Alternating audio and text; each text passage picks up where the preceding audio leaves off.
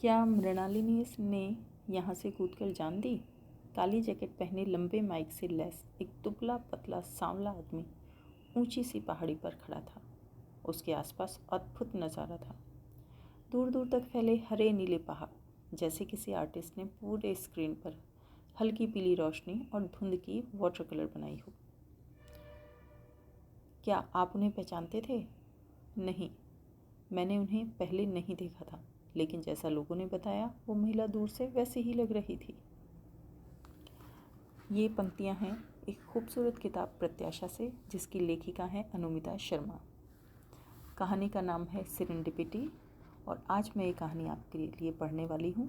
उससे पहले अगर आपने अब तक मेरा चैनल सब्सक्राइब नहीं किया है तो प्लीज़ ज़रूर सब्सक्राइब करें, लाइक, कमेंट और शेयर भी ज़रूर करें। तो आइए सुनते हैं कहानी सेरेंडिपिटी। बरसों पहले जब मृणालिनी ने यह शब्द कहीं पढ़ा था, तो जैसे सभी अक्षर इंद्रधनुषी रंगों में परिवर्तित होकर जर्द पन्नों पर बिखर गए। घंटों वह विस्मृत सी बदलते रंगों की भाषा पढ़ने का प्रयास करती रही। फिर उसने बुक शेल्फ की सबसे मोटी और जर्जर पुस्तक निकाली। वह ऐतिहासिक शब्दकोश 2 पीढ़ियों से उसके परिवार में था, और न जाने कितने शर्माओं ने उसके पन्नों में छोटे बड़े शब्दों के अर्थ ढूंढे थे। कभी फुर्सत में मृणालिनी की तरह कोई दिलचस्प लेख पढ़ते हुए, तो कई बार जल्दी में अखबार के संपादकीय पर नज़र दौड़ाते हुए। उनकी भी किसी लुभावनी अजनबी शब्द से भेंट हुई होगी। कौतूहलवश किसी ने प्यार से, तो कईयों ने हड़बड़ी में उस वजनदार किताब के पृष्ठ पलटे होंगे। जिल्द ढीली पड़ गई थी, कुछ पन्ने बाहर निकल गए थे और कत्थई कवर मटमैला हो गया था। जब भी वह डिक्शनरी खोलती, किसी स्वप्निल सोच में डूब जाती, और जब सेरेंडिपिटी का अर्थ मिला, तब तो उसके आश्चर्य का ठिकाना न रहा। एक शब्द अपने में पूरी कहानी समेटे था। वह तो अनुमान भी नहीं लगा सकी थी कि संस्कृत का शब्द सिंघल द्वीप उसका मूल था। जैसे एक फारसी परी कथा के राजकुमारों को बिना कठिन यत्न के सौभाग्यवश कुछ अनोखा प्राप्त हो जाता, वैसे ही सेरेंडिपिटी का अर्थ भी आकस्मिक सुखद प्राप्ति था। राजकुमार हिंद महासागर में स्थित जिस मनोरम द्वीप के वासी थे, उसी श्रीलंका के प्राचीन नाम सिरीन द्वीप, सिंघल द्वीप का अपभ्रंश के नाम पर अंग्रेजी लेखक हॉरिस वॉलपोल ने 18वीं शताब्दी में इस शब्द का आविष्कार किया था। बचपन में ही मृणालिनी को सुंदर शब्दों, काल्पनिक दुनिया और कथा कहानियों के संपूर्ण कलाइडोस्कोप से ने सम्मोहित कर लिया। साहित्य की पढ़ाई कर जब वह पुस्तकें लिखने लगी, तो किसी परिजन को अचरज न हुआ। हाँ, अचरज की बात केवल यही थी कि इतना लिखने के बाद भी उसे कोई नहीं जानता था। जानते थे तो बस चंद लोग, जो शुरू से ही उसकी प्रतिभा के कायल थे। जब वह छद्म नाम से एक ब्लॉग में उदास कविताएं और विषादपूर्ण संस्मरण लिखा करती थी, सब पाठक पूछते, इतने सुंदर विचार कब तक यहाँ उड़ेलती रहोगी? क्यों नहीं लहरों को लय देती, अपनी सनक को क्रम देती? अब बहुत हुआ मानसिक बवंडर की मौजों के साथ उठना और गिरना। एक प्रखर आग है तुम्हारे अंदर, किताब आ रही है क्या? आग के रंगों से ही उसने अपने कमरे की दीवारें रंगवा डाली। तीव्र लाल, सुवर्ण पीला, नीलदार बैंगनी, प्रज्वलित नारंगी, चारों दीवारों पर उन्मत्त कियारक्युस्को, धूप झांसी धवल छत और काला फर्श, भूरी खिड़कियों पर धुएं सी ग्रे कर्टेन। मैडम, कैब आ गई है, सोसाइटी के गेट के बाहर हूँ। मोबाइल के रिंगटोन से मृणाली की तंद्रा टूटी। अच्छा, मैंने गार्ड को बता दिया है, आप अंदर चले आओ, मैं नीचे आ रही हूँ। एक लंबी सांस लेते हुए मृणालिनी ने अंतिम बार अपने कमरे की धधकती दीवारों पर नज़र फेरी। यही तो थे उसके अकेलेपन के साथी। इनकी गोद में उसने 5 उपन्यासों और 3 कहानी संग्रहों की रचना की थी। जाने कब आग ठंडी होने लगी, धुएं वाले पर्दों ने सभी रंगों को ढकना शुरू कर दिया, और लपटों के बीच अंधेरी खाइयाँ बन गई। फिर सांस छोड़ते, रुलाई रोकते और 2 भरे सूटकेस घसीटते हुए वह फ्लैट से बाहर निकल गई। पलाश सुबह से व्हाट्सएप पर रोज़ की तरह जाने कितने मैसेज भेज चुका था, लेकिन मृणालिनी का कोई उत्तर नहीं मिलने से चिंतित हो उठा। ऑफिस में काफ़ी काम था, 2-4 क्लाइंट से मीटिंग थी, फिर भी वह बीच बीच में टेक्स्ट ज़रूर करता। घर लौटते बड़ी देर हो गई। अब मैसेज का कोई फ़ायदा नहीं, फ़ोन करना होगा। फ्रेश होते ही उसने मृणालिनी का नंबर मिलाया। कहाँ हो तुम? जवाब क्यों नहीं देती? चलो कम से कम फ़ोन तो उठाया। मैं तो सोच रहा था बात भी नहीं करोगी। अरे मैं बस तुम्हें ही फ़ोन करने वाली थी, यहाँ घंटा भर पहले पहुँची हूँ। बड़ी भूख लगी थी सो पहले खाने लगी, उसने हंसते हुए कहा। मतलब तुम सचमुच चली गई? कई बार मृणालिनी ने कहा था कि वह कहीं दूर चली जाना चाहती है, परंतु ऐसा तो सभी रूमानी सोच वाले लोग कहते हैं, जा कौन पाता है। पलाश जानता था कि मृणालिनी अकेली रहते हुए भी अकेलेपन से डरती थी और अकेले यात्रा तो सिर्फ वह मजबूरी में करती। हाँ, मुझे उस धुंधले होते कमरे और धुएं से भरे शहर से निकलना था। वहाँ सिर्फ जलन है। मैं अपनी नई किताब किसी शीतल जगह में शांति की तलाश करते हुए लिखूंगी। मैं फिर से कहता हूँ, बेजोड़ लेखनी में ही तुम्हारी सफलता है और जो पहचान तुम डिजर्व करती हो वो भी एक दिन तुम्हें अवश्य मिलेगी। फिर तुम्हारी उम्र ही कितनी है? अभी तो हाफ सेंचुरी भी नहीं हुई। नहीं पलाश, अब मुझे कुछ अलग सा लिखना है। यह तो नहीं कहती कि मैंने सफलता पाने के लिए किताबें लिखी, क्योंकि मेरी लेखनी मेरा एकमात्र टैलेंट है और आगे जो भी हो मैं लिखती रहूँगी। पर इतनी उम्मीद तो थी कि कुछ नए पाठकों से जुड़ सकूँगी। अब यह उम्मीद मैंने छोड़ दी है। मैं इंट्रोवर्ट हूँ, मुझे मार्केटिंग नहीं आती और आजकल प्रदर्शन का ज़माना है। यहाँ रहूँ या महानगर में, तुम तो जानते हो, तुम्हारे अलावा मेरा कोई दोस्त नहीं। मैं अपनी अलग दुनिया में रहती हूँ। तुमने वादा किया था कि मुझसे एक बार ज़रूर मिलोगी और बिना बताए चली गई। मैंने तुम्हारी तस्वीरें देखी हैं, घंटों तुमसे बातें की हैं। हमने शुरुआती दिनों में कई बार वीडियो चैट भी की थी। फिर मिलने में क्या दिक्कत थी? मिलने से सब वही घिसे पिटे ढर्रे पर चलता है।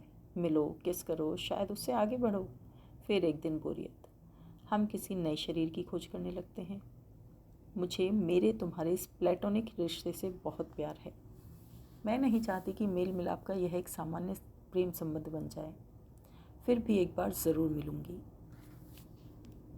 और ये नहीं बताओ कि तुम कहाँ हो? इसी देश में तो हूँ। कहाँ हूँ तुम अपने आप जान जाओगे। दिन भर भटकने और शाम से लिखने के बाद मृणालिनी थक कर चूर थी। देर रात टीवी चलाकर वह बिस्तर पर कटे पेड़ से गिर गई। जब महीनों पहले वह अपने फ्लैट से निकली थी, वापसी के बारे में सोचा भी नहीं था। उस समय कहाँ अंदेशा था कि ऐसी महामारी आएगी और जो जहाँ है वहीं लॉक कर दिए जाएंगे। उसने काफ़ी रिसर्च कर पहाड़ों में खूबसूरत जगह ढूंढी थी जहाँ अमूमन बहुत कम टूरिस्ट आते। कुछ संपन्न पहाड़ी परिवार अपने होम स्टेट के कमरे किराए पर देते और वहीं खाने पीने की व्यवस्था आराम से हो जाती। लॉकडाउन की वजह से कुछ दिक्कतें आईं, परंतु इस स्थिति में किसी नए पर्यटक के आने की कोई संभावना नहीं थी। ऐसे में मृणालिनी का वहीं टिके रहना किसी को नहीं खला। टीवी पर उसी फिल्मी कलाकार की रहस्यमयी मौत से संबंधित खबरें आ रही थीं, जिसने आत्महत्या की या उसकी हत्या हुई। पूरा देश इसी पहेली में उलझा था। कलाकार जवान था, खूबसूरत था, टैलेंटेड भी था।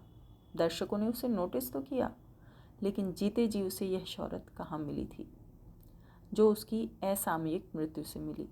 उसने छोटे से कैरियर में ज़्यादा फिल्में नहीं की थी। अभी उसका फ़न पूरी तरह विकसित नहीं हुआ था। आगे बड़ी संभावनाएं थी, मगर भविष्य किसने देखा है। जब वह जीवित था तो इन्हीं लोगों ने उसकी अवहेलना की, जो रातों रात उसके सबसे बड़े प्रशंसक बन गए और सोशल मीडिया पर हर छोटे बड़े सेलिब्रिटी को गाली देने लगे जो इस विषय में अपने विचार देने से कतरा रहे थे। शुरू में तो न्यूज़ चैनलों ने भी इसकी अनदेखी की, लेकिन पब्लिक का मूड भांपकर सारे रिपोर्टर और एंकर न्याय की गुहार लगाने लगे। पुराना टीआरपी का खेल शुरू हो गया। जो बिकता है बेचो। साहित्य की दुनिया में भी कितने ऐसे लेखक थे जिन्होंने कंगाली में जीवन बिताया और मरने के बाद ही उन्हें वह कामयाबी मिली जिसके वे हकदार थे। महान फिल्मकार गुरुदत्त की फिल्म प्यासा भी तो इसी विषय पर थी। क्या जिंदगी से ज़्यादा मौत बिकती है? मृणालिनी की पसंदीदा लेखिका एमिली ब्रोंटे अपने एकमात्र उपन्यास वदरिंग हाइट्स से अमर हो गईं। हालांकि जब पुस्तक छपी तो उन्हें भी वह सफलता नहीं मिली। कई आलोचकों ने उनके लेखन को अनैतिक बताया। उनकी मृत्यु भी एक वर्ष पश्चात असामयिक हुई। अपने जीवन काल में वे सोच भी नहीं पाई होंगी कि आगे जाकर यह किताब क्लासिक का दर्जा पाएगी। नहीं, मुझे ऐसा नहीं सोचना चाहिए। उसने बगल में पड़ा फ़ोन उठा लिया और वो बजने लगा। हेलो पलाश, तुम कैसे जान लिया कि मैं तुम्हें याद कर रही थी? तुम मानती ही नहीं। जब भी मुझे दिल से पुकारती हो मैं सुन लेता हूँ। मैं तुम्हारी हर बात मानती हूँ, फिर मिलने से क्यों इनकार करती हो? देखो, ये समय भी तो अनुकूल नहीं। अभी कुछ हफ्ते यात्रा करना ठीक नहीं। यकीन मानो, तुम भी जब दिल से पुकारोगे मैं सामने आ जाऊंगी। पलाश फ़ोन काटने के बाद बड़ी देर तक मृणालिनी के बारे में सोचता रहा। मृणालिनी उससे 7 वर्ष बड़ी थी, पर अपने 37 वर्षीय जीवन में उसने भी दुनिया देखी थी। कई लड़कियों से संबंध जुड़े टूटे, मगर किसी के प्रति ऐसा आकर्षण कभी नहीं हुआ। न साथ बैठे न मिले, फिर भी वह केवल उसका था। वे एक दूसरे को करीब 17-18 सालों से जानते थे। जब वह दूसरे देश में इंजीनियरिंग की पढ़ाई कर रहा था और उसने पहली नौकरी शुरू भी नहीं की थी, पलाश ने एक प्रचलित कार्टून कैरेक्टर के नाम पर और मृणालिनी ने किसी प्रसिद्ध कवि की रचना से प्रेरित होकर अपना इंटरनेट नामकरण किया था। काफ़ी समय तक वे एक दूसरे को इन विचित्र नामों से जानते हुए भी अपरिचित थे। पहले तो बस पलाश उसका ब्लॉग चुपचाप पढ़ता, फिर 1-2 टिप्पणी लिखी और धीरे धीरे बातों का सिलसिला शुरू हो गया। उसने भी दूसरे प्रशंसकों की तर्ज पर मृणालिनी से किताब लिखने की फरमाइश की। पहली किताब आने में ज़्यादा समय लगा, लेकिन जब एक बार शब्दों का बांध टूटा तो वह बहती चली गई। उसकी कहानियाँ पढ़ते मौसम बदल जाते, किस्मतें चमक जाती और वक्त का चक्का घूम गया। नहीं बदली तो मृणालिनी की किस्मत। पलाश को बहुत तरक्की मिली, पर मृणालिनी बस गुमनाम लेखिका भर रह गई। कितना कुछ घटा इस बीच। अब दोनों एक ही महानगर के 2 छोरों पर अलग अलग अकेले रह रहे थे। वह चाहता था कि अपनी बाहों में भरकर उसे आश्वस्त करे कि सफलता इससे नहीं आकी जाती कि कितने लोगों ने उसे पढ़ा। जिन्होंने पढ़ा था सब तारीफ करते थे। उसकी 8 पुस्तकें प्रकाशित हुईं। कितने लेखक इतना कर पाते हैं? कितना आग्रह किया पलाश ने, लेकिन मृणालिनी मिलने को तैयार ना हुई। कई बार वो अपने पुराने दिनों की नॉस्टैल्जिया में खो जाते। तब ब्लॉगिंग की छोटी सी दुनिया में सब बेनाम थे और सभी के अजीबोगरीब इंटरनेट अवतार थे। जब कोई नाम नहीं था तो नाम ना होने का कोई गम नहीं था। सब अजनबी थे, पर हमदर्द थे। अचानक उनकी ब्लॉग साइट बंद हो गई। नेटिजन ब्लॉग लिखने से ज़्यादा ट्विटर और फेसबुक पर समय बिताने लगे। फिर जब उनका ब्लॉगिंग ग्रुप भी फेसबुक पर स्थानांतरित हुआ तो अनजाने चेहरों को सामान्य चेहरा और साधारण नाम मिल गए। वहाँ उन्होंने पहले की तरह जुड़े रहने के लिए शिफ्ट किया, पर वह जुड़ाव ना रहा। बस कुछ लोग ही आपस में फिर दोस्त बन सके और वो ऐसा बर्ताव करते जैसे बचपन में साथ स्कूल गए हों। पलाश और मृणालिनी को भी ऐसा लगता जैसे दोनों हमेशा से परिचित हों। अब विडंबना ऐसी कि वह इतनी दूर चली गई और उसके जाते ही पूरा संसार बदल गया। बीमारी के डर से सब घर में दुबक गए, पर अंदर बैठे लोग भी असुरक्षित। जाने कब किसे क्या हो जाए। पलाश जब फ़ोन करता वह ज़्यादातर अनमना उत्तर देती। पहले जब वह कहानियाँ लिख रही होती तब भी उससे कुछ न कुछ डिस्कस करती। कई बार उसने अपने किरदारों के नाम पलाश के सुझाव से रखे। तुम तो इतने लोगों से मिलते हो, कोई अच्छा सा नाम बताओ ना। मेरी नई हीरोइन कहानी की हीरोइन का क्या नाम रखूं? वह अचानक फ़ोन कर परेशान सी कहती और वह ऑफिस की सहकर्मी या किसी क्लाइंट का नाम बता देता। पिछली बातचीत में जब उसने पूछा कि इस बार हीरो या हीरोइन के लिए नाम कैसे ढूंढा, तो बोली मैंने नायिका का नाम मृणालिनी रख दिया। झंझट ही खत्म। कहानी वाली मृणालिनी का चित्रण करते यथार्थ वाली मृणालिनी उसी की संवेदनशील दुनिया में खो जाती।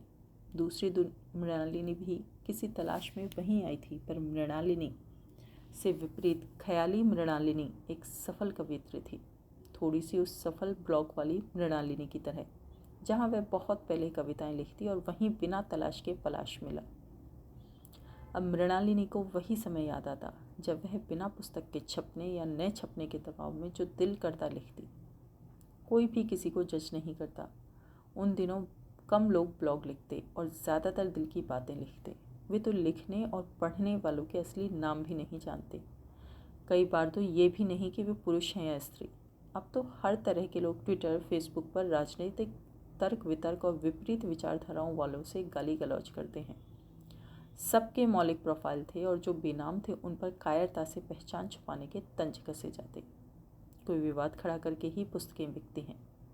वास्तविक दुनिया के सभी प्रपंच वेब दुनिया में घुस आए और अंतर्जाल का माया जाल, जो एक तरह से मृणालिनी का यूटोपिया था, वहाँ के नए कोलाहल में उसकी छोटी सी गुमनाम पहचान खो गई। एक आखिरी बार वह पहले जैसा लिखना चाहती थी, खुद के लिए। कहानी की कवि मृणालिनी जीवन के वसंतों की हाफ सेंचुरी पार कर चुकी थी। उसने प्यार बहुतों से किया और 2 शादियां भी, जो कब की बिखर गईं, परंतु बिखरन से कवियत्री ने मोती चुने और उन्हें अमर कविताओं में गूंथ डाला। हालांकि वह पारलौकिक प्रेम, जिनका विवरण उसने अपनी मादक कविताओं में किया, उसकी एक पवित्र बूंद चखने के लिए उसके होठ तरसते रहे। अब उसी प्रेमी की खोज उसका म्यूज थी। कवित्री पहाड़ों में यहाँ वहाँ घूमती, कभी किसी घाटी के अनुपम सौंदर्य को ठगी सी निहारती, ऊंचे पेड़ों को आसमान छूते देखती और कल्पना करती कि कोई शाख पकड़ किसी बादल पर सवार हो जाए। सब कितना करीब लगता, नक्षत्र, तारे, चांद, बस हाथ बढ़ाओ और छू लो। जब वह गुजरती तो वादियों में खिले रंग बिरंगे फूल उसका अभिवादन करते। देवदार की खुशबू से लदी हवा उससे लिपट जाती और दूर बहता कलकल झरना अपना मधुर गीत सुनाता। वह मदमस्त फिरती किसी आड़ी टेढ़ी पगडंडी पर बने खोपचे में रुककर गर्म चाय सुड़कती, किसी पहाड़ी गांव के छोटे बाजार में कोई व्यंजन चखती और रात होते जो जगह पास मिलती वहीं रुक जाती। मृणालिनी को जब अपने अकेले कमरे में लिखते लिखते होश आता तो जिह्वा पर परिचित चाय और अपरिचित व्यंजनों का स्वाद मिलता। अनेक स्वादिष्ट चाशनियों के बीच अजनबी पुरुषों की गंध होती। कहानी की मृणालिनी को भटकते हुए आकाशीय जीव भी मिलते। स्वर्गीय रूप होता उनका, जैसे सुबह की किरणों ने उनका सृजन किया हो। शाम की धुंध ने डूबते सूरज से रंग भरे हों, चांदनी ने उनके कमनीय कपड़े सिले हों और जिनकी भूरी आंखों में सांकेतिक निमंत्रण होता। इसी अलौकिक प्रेम की तलाश थी उसे। वह फरिश्तों के प्रणय निवेदन कैसे अस्वीकार करती। नहाते वक्त मानसी को अपने बदन पर गुलाबी, लाल, नीले कई निशान मिलते। कभी मीठा सा खुमार रहता। यह सब क्या हो रहा था? वास्तविकता और कल्पना में अंतर करना भूल गई वह। पर जरूरत भी क्या थी? गीले बालों के साथ उसने कंधे झटक दिए। एक दिन चलते चलते कवित्री को ऐसा लगा जैसे उसके कदमों के नीचे सरसराती घास किसी अनदेखी राह का पता बता रही हो। अदृश्य पक्षी चहचहाते हुए घास के साथ सुर मिला रहे थे। वह चलती गई। अचानक सामने की पहाड़ी से एक श्याम बादल टकराया और श्वेत बरसात ने वातावरण में झीनी चादर खींच दी। पर उसे रास्ता साफ दिखाई दे रहा था। दूर उसी पहाड़ी पर जहाँ बादल टकराए थे, वहाँ श्वेत श्याम बादलों से गढ़ी दिव्य इमारत झिलमिला रही थी। वही उसका गंतव्य था। वह चलती रही और इमारत का कद बढ़ता गया, जैसे एक कली विशाल फूल की तरह खिलते हुए पंखुड़ियाँ फैला रही हो। वहाँ पहुँचते ही असंख्य देवदूतों ने अपनी कोमल नज़रों से उसका मूक स्वागत किया। हवा में खनकते संगीत के साथ इत्र की सुगंध बिखर गई और मृणालिनी मंत्रमुग्ध सी उस अद्वितीय स्लेटी फूल में समा गई। पलाश ने उसी कमरे को बुक किया जहाँ से मृणालिनी 2 महीने पहले गायब हुई थी। जिस दिन सुबह उसने हाथ में कॉफ़ी का प्याला थामकर आधी नींद में टीवी ऑन किया और एक लेखिका की पहाड़ियों में अचानक गायब होने की खबर देखी, तभी वह घर से निकलकर मृणालिनी को ढूंढने के लिए बेचैन था। क्या मृणालिनी ने यहाँ से कूदकर जान दी? काली जैकेट पहने, लंबे माइक से लैस एक दुबला पतला सांवला आदमी ऊंची सी पहाड़ी पर खड़ा था। उसके आसपास अद्भुत नज़ारा था। दूर दूर तक फैले हरे नीले पहाड़, जैसे किसी आर्टिस्ट ने पूरे स्क्रीन पर हल्की पीली रोशनी और धुंध की वाटर कलर बनाई हो। कुदरत के उस बेजोड़ नमूने के बीच मास्क और तरह तरह के गैजेट से लदा फदा पत्रकार एक अलग नमूना लग रहा था। उसके साथ सफ़ेद कुर्ता पजामा, हल्की नीली स्वेटर और भूरी टोपी पहने एक बूढ़ा स्थानीय निवासी था। जी, मैंने उनको इसी तरफ जाते देखा था। वो धूसर कपड़े पहनी थी और धुंध में ठीक से दिखाई नहीं दे रही थी। मैं काफ़ी दूर था और हल्की बारिश भी हो रही थी। वो तेजी से इस तरफ पड़ रही थी जैसे किसी जगह जल्दी पहुंचना हो। बूढ़े व्यक्ति ने कहा, क्या आप उन्हें पहचानते थे? नहीं, मैंने उन्हें पहले कभी नहीं देखा, लेकिन जैसा लोगों ने बताया वो महिला दूर से वैसे ही लग रही थी, बहुत लंबी और गोरी सी। चेहरा मैं देख नहीं पाया। बहुत से लोग लॉकडाउन में आर्थिक तंगी और डिप्रेशन झेल रहे हैं, शायद यही वजह हो, लेकिन पुलिस लाश नहीं खोज पाई है और मृणालिनी की तलाश जारी है। काली जैकेट ने स्क्रीन की तरफ मुड़कर कहा।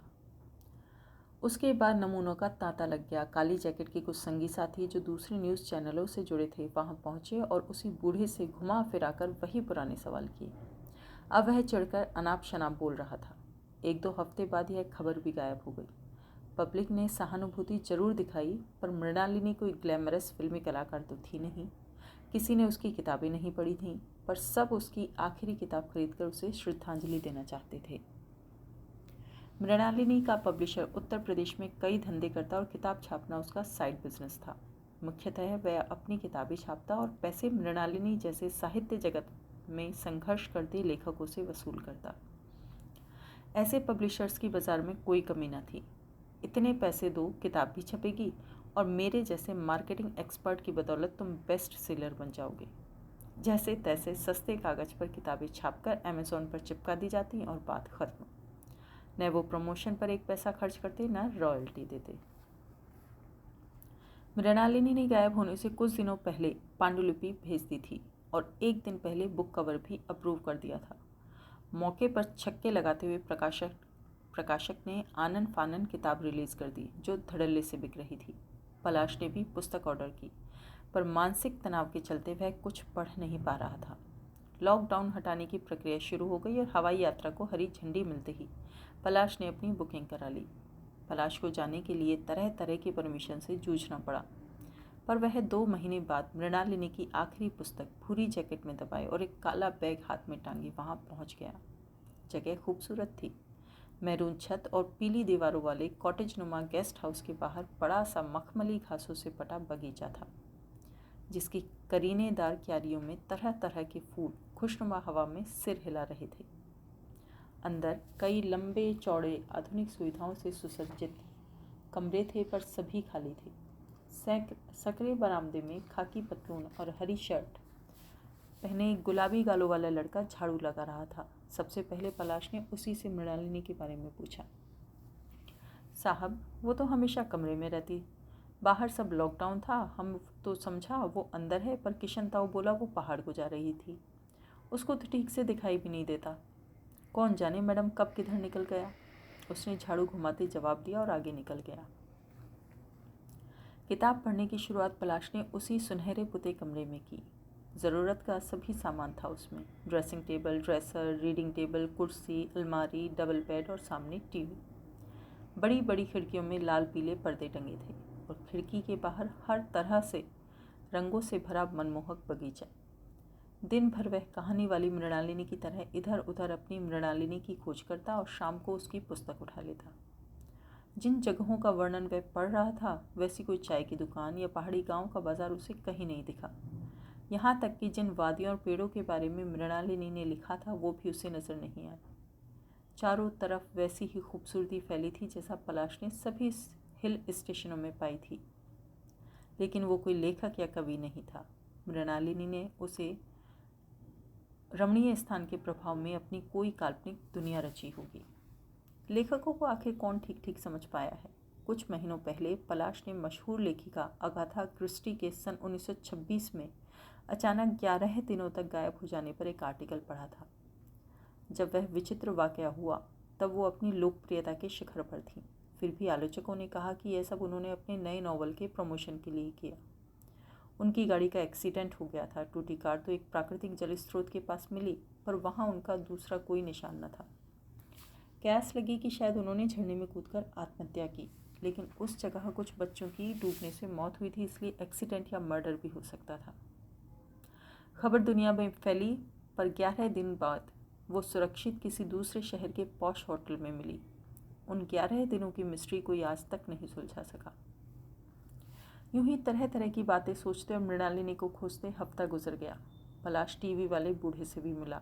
उसने कोई नई बात नहीं बताई, पर उस रास्ते पर जरूर ले गया जिधर से उसने मृणालिनी जैसी किसी महिला को जाते हुए देखा था। पलाश वहां रोज टहलने जाता और उस पहाड़ी तक पहुंचकर घंटों उन घुमावदार सर्पीले रास्तों में मृणालिनी के निशान तलाशता। पहाड़ी के पीछे गहरी घाटी थी और नीचे कोई जमीन नहीं दिखाई देती, बस पत्थर के छोटे टुकड़े, बड़े चट्टान, जंगली घास और लंबे पेड़। जब भी वह उतनी ऊंचाई से पाताल की तरफ देखता जहां अंदर शायद किसी चट्टान से दबी घास से ढकी मृणालिनी पड़ी थी, सर्द हवा के थपेड़े उसके चेहरे से टकराते। कई बार लगता कि उसका संतुलन बिगड़ गया और वह गिरने वाला है। अब वहां रुकने का क्या मतलब था? मृणालिनी के जीवित या मुर्दा होने का सबूत ढूंढने में सब असफल हो चुके थे। 2-1 दिनों में उसे लौट जाना था, फिर भी वहां से जाने का मन नहीं करता। वह इसी कमरे में रहती थी, इसी बिस्तर पर लेटती थी, इसी बाथरूम में नहाती थी। कभी कभी तो लगता जैसे धुली हुई सुबह की बिछी चादर से भी उसकी भीनी भीनी खुशबू आ रही हो। पुस्तक भी खत्म हो गई और पलाश को कहानी कुछ समझ नहीं आई। वह कहना क्या चाहती थी? किसी सलेटी रंग की इमारत थी वो। मन विचलित होने लगा और उसने आंखें बंद कर ली। अधकच्ची सी नींद आई। सपने में वह मृणालिनी के आखिरी रास्ते में भटक रहा था और सभी पेड़ डरावने चेहरों में बदल गए। गरजती हवा अजीब आवाज़ें कर रही थी। सुबह पलाश थका सा उठा और एक प्याला चाय के साथ कुछ टोस्ट और मक्खन गटक कर उसी रास्ते पर तेज कदमों से निकल पड़ा। उसने सुना था कि पहाड़ों में मौसम अचानक बदल जाते हैं, क्षण भर में धूप गायब हो जाती है और न जाने कहाँ से उसके ठीक ऊपर काले बादल मंडराने लगते हैं। देखते देखते हल्की बारिश होने लगी। टपकती बूंदें हीरे जवाहरात सी चमक रही थीं। उसी मार्ग से वो दर्जनों बार गुजरा था, लेकिन आज के पेड़ पत्ते नए प्रतीत हो रहे थे, कुछ वैसे जैसे मृणालिनी ने अपनी किताब में लिखा था। किधर निकल पड़ा वो?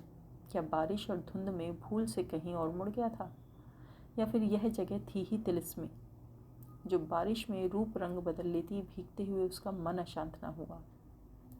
एक विचित्र आनंद मिल रहा था, जैसे अब आगे जो हो परवाह नहीं। अब उसे किसी की तलाश नहीं थी। कुछ अपूर्व मिल गया। क्या इसी फीलिंग को सेरेंडिपिटी कहते हैं? आकस्मिक सुखद प्राप्ति, भौतिकता से परे एक आध्यात्मिक अनुभूति जो अनायास मिलती, जिसे परिभाषित करना असंभव था और केवल अनुभव किया जा सकता था। रुककर उसने सर ऊपर उठा लिया और बारिश की बूंदों को चेहरे पर गिरता हुआ महसूस करने लगा। उसके थोड़े लंबे कंधे, छूते केश, घनी दाढ़ी और पूरी बाहों वाली नीली टी-शर्ट से पानी चूने लगा।